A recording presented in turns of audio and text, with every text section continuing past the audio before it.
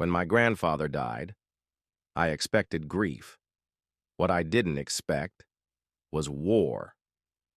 Our whole family gathered at the old estate, the one tucked behind weeping trees and shuttered windows, where childhood memories lived alongside ghost stories we never dared ask about. Grandpa Henry was a quiet man, not cold, but distant. Polite hugs, birthday cards with exact sums. He spoke more to his rose garden than to his own children. But he was the glue that held us all in place. The will was read in the study. His lawyer, Mr. Donner, cleared his throat with too much weight, like even he didn't want to say what came next. To my son, Peter, my firstborn, I leave nothing, gasps. My father turned red. My aunt dropped her glass. Nothing? To my daughter, Ruth, I leave the summer house. And to my grandson, Eli, I held my breath.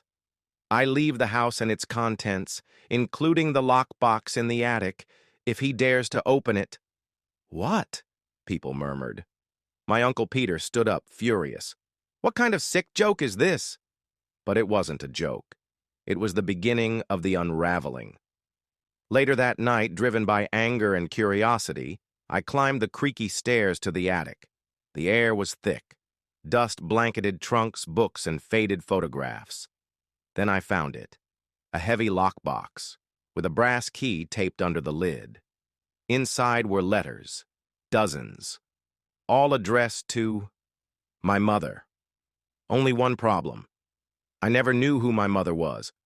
I was raised by my father, Peter. I read the first letter, then the second. By the fifth, my hands were shaking. My mother wasn't dead. She wasn't even missing. She had been exiled because of me. The letters told a story my family had buried for decades. How my mother had fallen in love with a man Henry disapproved of.